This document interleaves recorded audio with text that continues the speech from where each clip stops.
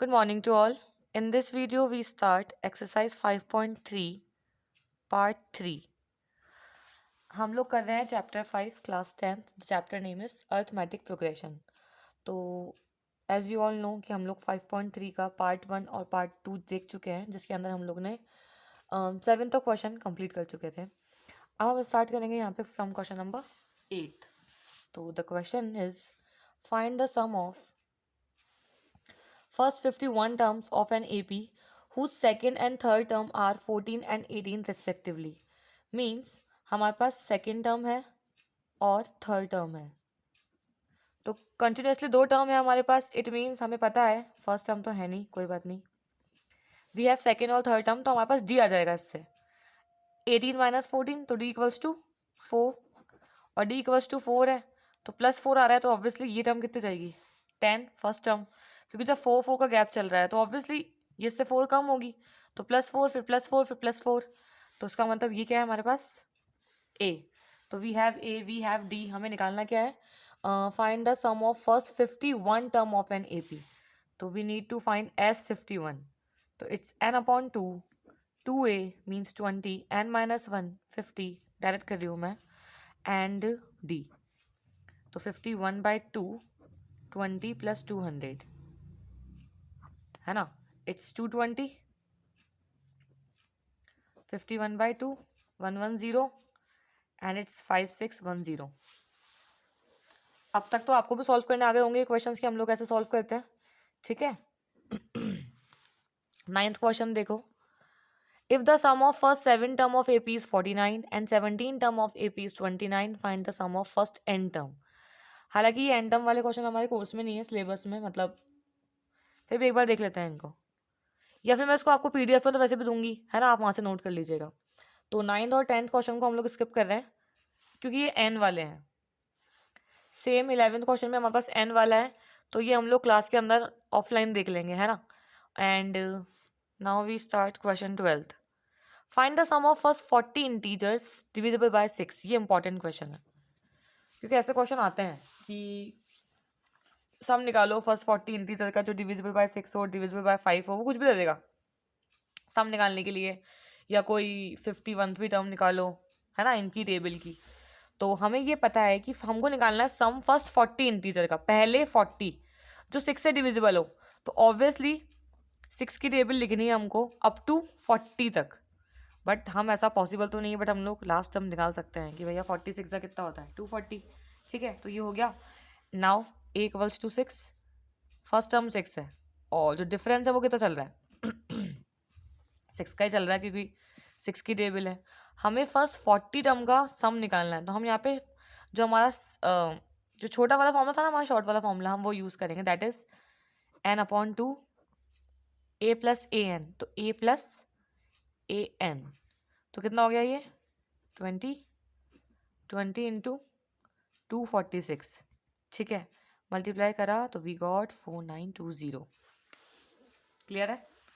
और जो उसका नेक्स्ट क्वेश्चन है कि find the sum of first 15 multiple of 8. तो सेम सिमिलरली होगा भाई, 8 के 15 मल्टीपल लिखना है. यहाँ पे हमको 6 के 40 मल्टीपल चाहिए थे, तो हमने लास्ट टर्म के लिए 6 इंटू 40 किया था, तो वहाँ पे हम उसके 15 मल्टीपल के लिए 15 इंटू 8 करेंगे, तो लास्ट टर्म कितनी आ जाएगी हमारे पास 120, और फर्स्ट टर्म आ जाएगी खुद 15, सॉरी खुद 8, क्योंकि 8 के मल्टीपल लिखने यानी कि 8 की टेबल चलानी है हमको. ठीक है, तो वो भी आप कर लेना. अब हम करेंगे क्वेश्चन 14th.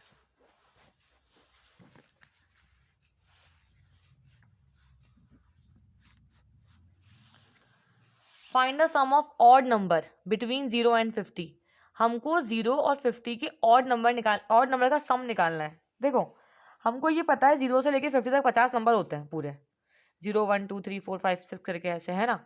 तो अगर हम लोग इसकी फर्स्ट टर्म निकालने जाएं कि मतलब ऑड टर्म 0 से और फर्स्ट टर्म क्या होती है, तो ऑड की सीरीज क्या बनेगी 1 3 5 7 ऐसे करके अप टू 49 तक, क्योंकि जो 50वीं टर्म होगी वो तो इवन है, हमें सिर्फ ऑड चाहिए. तो अगर मैं 1 से लेके 49 तक ऑड नंबर काउंट करूँ तो ये हमें ऑलरेडी अंडरस्टूड है कि वैसे भी 25 नंबर होता है, 25 ही इवन होता है और 25 ही ऑड होता है, तब जाकर तो 50 हो रहा है वो. ठीक है, तो कितने हो गए ये 25, यानी कि जो n हुआ हमारा वो कितना हो गया, नंबर ऑफ टर्म्स कितनी हो गई 25. ये क्या हो गया हमारा a, एंड d क्या हुआ, कुछ भी, दिस माइनस दिस और दिस माइनस दिस, क्योंकि ये AP है तो ये सेम होगा। तो हमारा d चल रहा है 2, तो हमें निकालना है सम, है ना, S25। हम उसको सिंपल फॉर्मूले से करेंगे, दैट इज 25/2 एंड 1 + 49, कितना हो रहा है ये 50, ये कट गया एंड सम विल बी 625। और आप चाहो तो पहले आप n निकाल सकते थे, कौन से वाले फॉर्मूले से, an वाले फॉर्मूले से, क्योंकि ये पार्ट 3 है इसका, पार्ट 1 पार्ट 2 में हम लोग कर चुके हैं। एक बार आपको फिर से बता देती हूँ मैं, अगर आप इसको an अज्यूम करते हो तो आप यहाँ से n कैसे निकालोगे, फॉर्मूला पता है आपको, ये हो गया 49 1 n है नहीं, these 2, तो ये यहाँ के पहले माइनस 24 + 1 25, एन ऐसे भी 25 आ रहा है और जैसे हमने निकाला था वैसे भी 25 आ रहा है, और एन निकालने के बाद तो हम लोग वैसा ही फॉर्मूला अप्लाई कर सकते हैं। Fine. Now question 15th, a contract on construction job specifies a penalty for delay of completion beyond a certain date as follows, ₹200 for the first day, 250 for the second day, 300 for the third day etcetera, and the penalty for each succeeding day being ₹50 more than for the preceding day. Then how much money the contractor has to pay as penalty and if he has delayed the work by 30 days.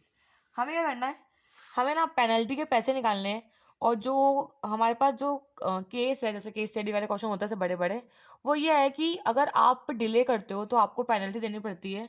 तो आपने start करी penalty देना ₹200 the very first day, and ये हमारी penalty increase हो रही है bye 50-50, तो 250 300 ऐसे करके, हमको नहीं पता हाईएस्ट कितनी है, लेकिन हमको ये पता है कि हमें 30 डेज की पेनल्टी निकालनी है, तो first second third up to 30 days.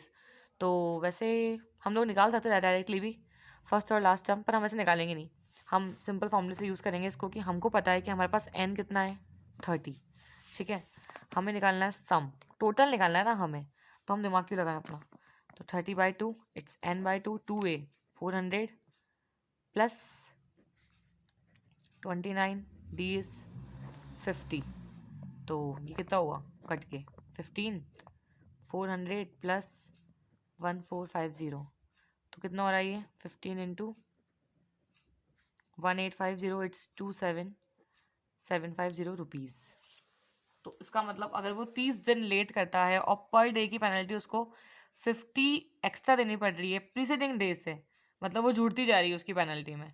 First जगह उसने 200 दी तो नेक्स्ट डे वो 250 देगा, ओनली 50 नहीं देगा, वो 250 देगा, फिर वो 300 देगा, ऐसे करके वो 30 डेज के बाद देगा 27,750 rupees as a penalty. Clear है। 16th क्वेश्चन कि आपको एक सम है 700 रुपीज़ का, is to be use to gives each cash prizes of student of a school, two students of a school for their overall academic performance. If each prize is ₹20 less than its preceding price, find the value of each prizes. कि मतलब 700 रुपये को 7 लोगों में बांटना है, लेकिन जैसे ये कर रहा है ना कि भाई 50-50 बढ़ते जा रहे हैं, तो उसके अंदर ये हो रहा है कि जो भी आपका फर्स्ट प्राइज है ना उसमें से 20 माइनस कर दो तो वो सेकंड प्राइज है, फिर और 20 माइनस कर दो तो वो थर्ड प्राइज है। तो हमको बताना है कि टोटल कितने रुपए में बटे हैं वो, सॉरी 7 लोगों में बटे हैं 700 रुपये, तो किसके हिसाब से बटे हैं। तो मुझे ये पता है कि फर्स्ट प्राइज अगर मैं कितना मानूं, टोटल सम कितना है हमारे पास 700, तो हमको ए नहीं पता यहाँ पे, ए मतलब फर्स्ट टर्म नहीं पता। अगर हमारे पास फर्स्ट टर्म आ गई ना, डिफरेंस तो पता है हमको -20 है, ए नहीं पता, सम हमारे पास है 700, 7 लोगों का ही तो है, S7, एन पता है हमको, एंड डी चल रहा है हमारे पास -20, तो लगा देते हैं फॉर्मूला सम वाला, 700 7/2 2a n-1 6 इंटू d -20, इसको उधर ले आके रेसिप्रोकेट कर देते हैं, तो ये आएगा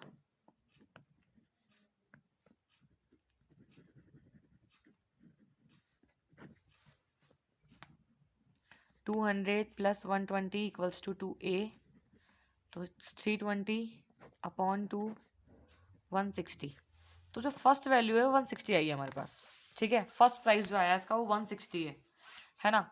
अब जो अप टू हमको 7 प्राइस बनाना है वो 20-20 रुपये कम है सबसे, तो ये 140, फिर 120, फिर 100, फिर 80, 60 and last is 40।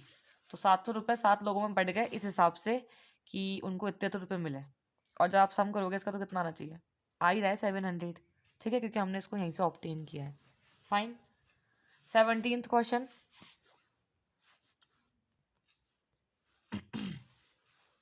17th question है हमारा, in a school students thought of planting trees in and around the school to reduce the pollution, I mean air pollution.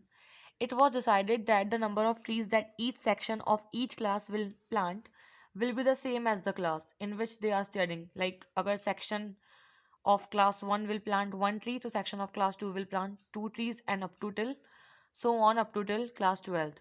So there are 3 sections of each class. So how many trees will be planted by students? ऐसा है कि बच्चों ने सोचा है कि वो लोग ट्री प्लांट करेंगे, बट वो हमारी क्लास अपने स्टैंडर्ड के अकॉर्डिंग करेंगे कि जो क्लास फर्स्ट है वो एक ही ट्री प्लांट करेगी पूरी क्लास मिलके। एंड 3 सेक्शन है, यानी कि फर्स्ट क्लास 3 ट्रीज ही प्लांट कर सकती है, फिर सेकेंड क्लास 2 करेगी तो सेकेंड क्लास 6 ट्री प्लांट करेगी, फिर थर्ड क्लास है, ठीक है, तो थर्ड क्लास 3 कर सकती है, तो 3 3 9 है ना। तो सीरीज क्या बनेगी हमारी, अगर फर्स्ट क्लास 3 से स्टार्ट कर रही है 3 प्लांट, फिर सेकेंड 6, फिर 9, फिर 12, ऑब्वियसली 3 3 का वो चलेगा इसमें डिफरेंस, ठीक है।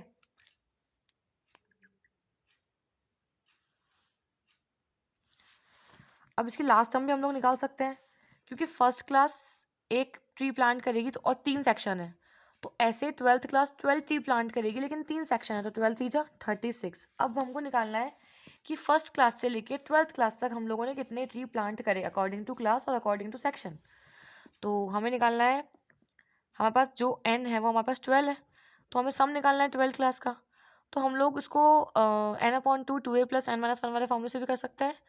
अगर हमें डायरेक्ट करना है तो हम लोग ये n/2 a + an से भी कर सकते हैं, ठीक है। तो इट्स 6 39 39 × 6 कितना होता है,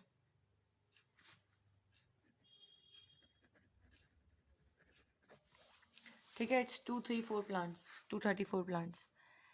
अब जो आपको 18 19 20 क्वेश्चन है, ठीक है, वो पूरे केस स्टडी वाले क्वेश्चन है, बड़े वाले, कि मतलब अगर ऐसा ऐसा होगा तो हम कैसे सॉल्व करेंगे।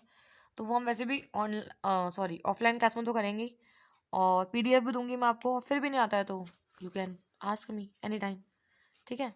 तो इस तरह से ऑनलाइन के अंदर हमारा टर्म 2 का जो चैप्टर 5 था वो ख़त्म हो चुका है, ठीक है। और ऑफलाइन हम लोग चैप्टर 4 ऑलरेडी कंप्लीट कर चुके हैं, यानी कि टर्म 2 के हमारे 6 में से 4 चैप्टर तो हो ही चुके हैं, सॉरी 2 चैप्टर हो चुके हैं, 4 बचे हैं अपने पास, ठीक है। तो वो हम लोग जितनी जल्दी हो सके उतनी जल्दी कंप्लीट करेंगे। नेक्स्ट चैप्टर हम लोग कंप्लीट करेंगे 4th वाला ऑनलाइन, ठीक है। और होमवर्क कंप्लीट करना है आपको टाइम से, और जो प्रॉब्लम आती है उसको मार्क करके लेके आओ और पूछो। Fine, thank you, have a good day.